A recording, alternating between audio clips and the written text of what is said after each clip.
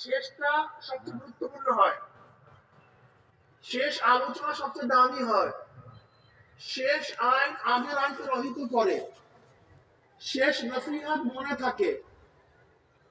আল আমরু বিল খাওয়াতিন, শেষ ভালো যার সব ভালো তার। বুঝাতে পারি নেই। এক ব্যক্তি জীবনভর মুমিন, জীবনভর মুমিন, মৃত্যুর আগে বলছে আল্লাহ মতে কিছু নাই, কথা বলে না। এটা বেঈমান না কাফের? মুমিন না বেঈমান? আগে সব শেষ, ওই শেষ কথার দাম। এক ব্যক্তি জীবনভর বেঈমান, জীবনভর কিন্তু সাকরাতুল মউত আসার আগে বলছে লা ইলাহা ইল্লাল্লাহ মুহাম্মাদুর রাসূলুল্লাহ, বেঈমান না মুমিন? তার শেষ কথার দাম বেশি, বুঝাতে পারে। শেষের কথার গুরুত্ব বেশি।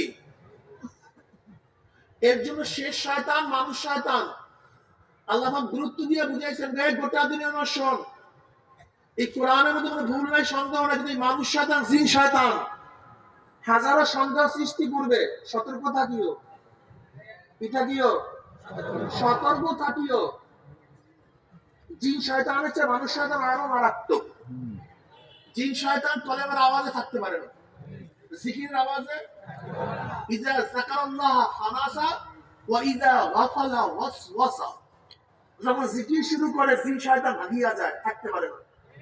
আজানের আওয়াজে জিন শয়তান থাকতে বাধ্য, থাকতেই পারে না, আগুন লাগায়া দেয়। কোরআন তেলাওয়াতের সময় জিন শয়তান ভাগ দিয়া যায়, থাকতে পারে না। লেকিন মানুষ শয়তান আওয়াজে, কোরআনের আওয়াজে, জিকিরের আওয়াজে কথা বলে না, ও ভাগে না, ও কাছেই থাকে।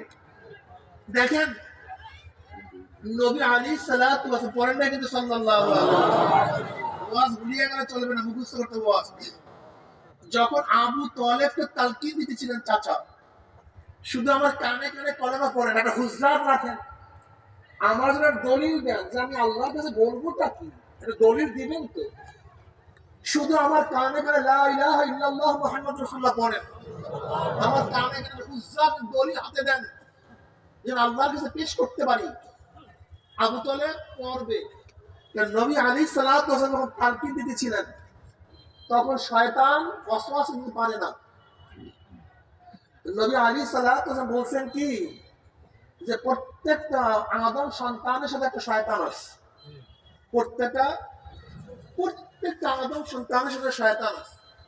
সাহাবারা প্রশ্ন, ইয়া রাসূলুল্লাহ আপনার সাথে আমার সাথে, ওয়ালাকিন আসলামানি, কিন্তু ওইটা আমার সাথে আত্মসমর্পণ করেছে।